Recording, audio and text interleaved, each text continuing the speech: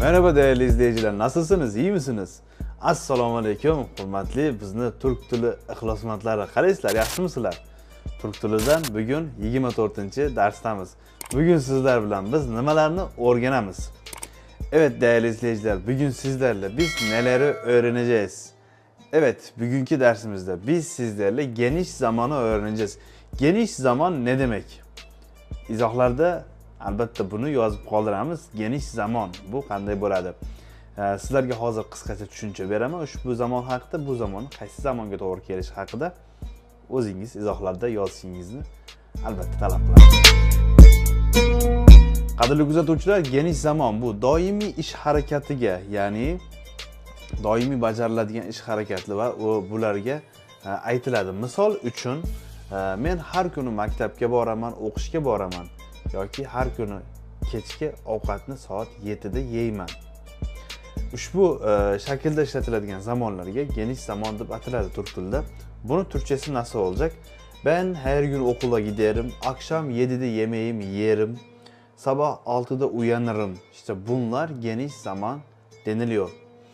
Evet, bunu Türkçe'de alışkanlıklar bir de deniliyor. Yani her zaman yapılan alışkanlıklara deniliyor. Bunlar nasıl olacak? Turk tilida geniş zaman yasalish shakllari qanday bo'lishini birma-bir ko'rib chiqamiz. Fe'lin sonunda ünlü harf varsa, fe'l va fe'lning oxirida ünlü harf bo'ladigan bo'lsa, faqatgina r qo'shimchasi qo'shilgan holatda ushbu zamon yasaladi. Misol uchun bunga aramak fe'li, aramak, ara oxiri a bilan tugadi. Faqatgina ben seni ararım, arar gider. Ha? İşte orada arar. Burada faqatgina r qo'shimchasi qo'shilgan. Endi fe'lni oxirida unsiz harf varsa, fe'lin sonunda unsiz harf varsa, ya'ni fe'lni oxirida undosh harf bilan tugagan bo'lsa, u qanday qo'shimcha oladi? Bu ham o'z ichida ikkiga ajraladi. Birinchisi fe'l tek heceliysa, fe'l çok heceliysa. Birinchisi fe'l bir bo'g'indan tashkil topgan bo'lsa va ikkinchisi fe'l ikki bo'g'indan, ya'ni ikki va undan oshiq ko'p bo'g'inlardan tashkil topgan bo'lsa, bunga qarab qo'shimcha qo'shiladi. Birinchisi fe'l tek heceli ise ar ve istisna olarak da kullanılıyor. İstisna fiillerde var deniliyor. Demek ki fe'l bir bo'g'indan tashkil topgan bo'lsa, ar er şekli qo'shiladi. Gider, döner ya da çalmak, çalar, değil mi? Bularga faqatgina ar qo'shimchasi qo'shildi. Endi quyidagi mana bu sariq bilan belgilab qo'yganmiz, faqatgina istisno fe'llar mavjud. Bir bo'g'indan tashkil topgan bo'lsa ham boshqa bir shakllarni oladi. Ya'ni bu nima degani boshqa shakllar? Fe'lni 4 xil shakli bo'lar edi. Qo'shimchaning 4 xil shakli. Birinchisi ar qo'shimchasi bo'ladigan bo'lsa, ir, ür, ir ve ur şekli, 4 xil shaklda qo'shimcha qo'shiladi bularga. Bu yerda ko'rganingizdek almak fe'lini alır, bilir, bulur, durur, gelir, görür, kalır, olur, ölür, sanır, varır, verir, vurur. Bularda ushbu shaklda qo'shimcha qo'shilgan. Bular istisno fe'llar hisoblanadi. Endi esa fe'l, ya'ni fe'l çok heceli ise, fe'l ko'p bo'g'indan tashkil topgan bo'lsa, ushbu 4 xil shakl bu yerda qo'shilar ekan. Ushbu shakllarning qo'shilishi mana aytib o'tganimizdek 4 xil shakli bo'ladi. Ir, ir, ur ve ür shaklda qo'shiladi. Yani 4 xil shakl ushbu shaklda qo'shiladi. Demak, yana bir takrorlaymiz. Geniş zaman yasalishida, ushbu zamon shakli yasalishi uchun fe'lni oxiri unli harf bilan tugagan bo'lsa, faqatgina r qo'shimchasi qo'shiladi. Fe'lni oxiri undosh harf bilan tugagan bo'lsa, faqat bir yoki ikki bo'g'indan yoki undan ko'p bo'g'indan tashkil topadigan bo'lsa, unga qarab turib ikkiga ajraladi. Demak, fe'lni oxiri undosh harf bilan tugadi, bir bo'g'indan tashkil topgan bo'lsa, faqatgina ar qo'shimchasini oladi. Va bundan tashqari ushbu bir bo'g'indan tashkil topgan va bir bo'g'indan tashkil topib fe'lni oxiri r bilan yoki boshqa undosh harflar bilan tugadi. Ya'ni takrorlaymiz, fe'lni oxirgi harf undosh bilan tugadi, bir bo'g'inli va bularda o'z ichida 4 xil shaklda oladi. Bular qaysilar? istisno fe'llar deb aytamiz yana bir borda.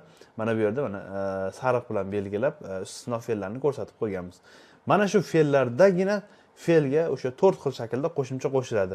Boshqa shaklda esa, ya'ni bir bo'g'inli boshqa shaklda esa faqatgina ar qo'shimchasi qo'shiladi va bu ar qo'shimchasi er shaklida o'zgarishi mumkin. Qachonki fe'lda o'sha ingichka unli deb aytamiz. Ince unli geldiyse, ince unli gelecekse er olacak, kalın unli olacaksa ar olacak. Demek ingichka unli bilan keladigan bo'lsa er, qalin unli bo'ladigan bo'lsa esa ar shaklida bo'ladi. Va yana bir bor takrorlaymiz, fe'lni oxiri undosh harf bilan tugadi va ko'p bo'g'inli 2 va undan ko'p bo'ladigan bo'lsa fe'lga 4 shakldagi qo'shimcha qo'shilar ekan. Evet değerli izleyiciler, şimdi ise biz burada konuşmak fiili. Konuşmak kaç heceden oluşuyor? Konuşmak sözü yani bu fiili neçe bo'g'indan tashkil topgan? 2, değil mi? Konuş. Va bunga albatta 4 xil shaklda qo'shimcha qo'shiladi. 4 xil shakldan bittasi qaysi? Ur qo'shimchasi. Sababi konuş ikinci bo'g'inida ush, ya'ni u harfi bo'lganligi uchun ur qo'shimchasini oladi. Demek ben, sen, o, biz, siz, onlar. Ben konuşurum, konuşmam, konuşur muyum, konuşmaz mıyım? Sen konuşursun, konuşmazsın, konuşur musun, konuşmaz mısın? O konuşur, o konuşmaz, o konuşur mu, o konuşmaz mı? Biz konuşuruz, biz konuşmayız, biz konuşur muyuz, biz konuşmaz mıyız? Siz konuşursunuz, siz konuşmazsınız, siz konuşur musunuz, siz konuşmaz mısınız? Onlar konuşurlar, onlar konuşmazlar, onlar konuşurlar mı, konuşmazlar mı? Bu şekilde yapılacak. Evet, qadrli kuzatuvchilar, endi esa ben her zaman spor yaparım. Ben her zaman spor yaparım. Yani bu yerde geniş zaman değil mi? Ve Ahmet asla sigara içmez.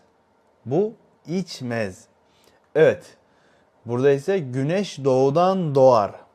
Burada da bir bo'g'indan tashkil topganligi uchun doğmak fiili va ar qo'shimchasi qo'shildi bu yerda. Doğar. Ve dişlerimi günde 3 kez fırçalarım. Fırçalarım. Dişlerimi günde 3 kez fırçalarım. Evet, Hakan akşamları dışarı çıkar ya da çıkmaz. O her sabah spor yapar. Bu yerdagi mashqlarni, qadrli kuzatuvchilar, hozir bu yerda javoblarni aytib o'tib ketaman. Albatta Telegram kanalimizda bizga nima qilasizlar? Buni yozgan holatda yuborasiz va bularni tekshirib chiqamiz. O her sabah spor yapar. Ben asla yalan söylemem. Sen hangi tür filmleri seversin? Biz hafta sonları parkta yürürüz. Ahmet sabahları kahve içer misin? Ya da içer mi? Ahmet sabahları kahve içer mi? Siz her gün ders çalışır mısınız? Evet, o uçağa biner mi? Ya da o uçağa binmez. Çünkü uçaktan korkuyor. Evet, o uçağa binmez. Çünkü o uçaktan korkuyor. Evet değerli izleyiciler, burada ise yine örneklere bakacağız. Her akşam televizyon izler misin? Hafta sonları sinemaya gider misin? Hayvanları sever misin? Çayınızı nasıl alırsınız? Günde kaç saat uyursun? Arkadaşlarınla gezmeye gider misin? Her hafta aileni arar mısın? Her gün yemek pişirir misin? Evet değerli izleyiciler, qadrli kuzatuvchilar, bugun sizlar bilan biz geniş zaman shaklini o'rgandik. Ushbu zamon bilan bog'liq savolinglar bo'lsa, albatta biz izohlarda yozib qoldirgan Telegram kanalimiz orqali bizga murojaat qilishingiz mumkin va darslarimizni kuzatib borishda davom eting. Meni shaxsiy Telegram kanallarimga bu yerdan ham bog'lanishingiz mumkin. Değerli izleyiciler, bir sonraki derslerimizde görüşmek üzere diyoruz. Hoşça kalın.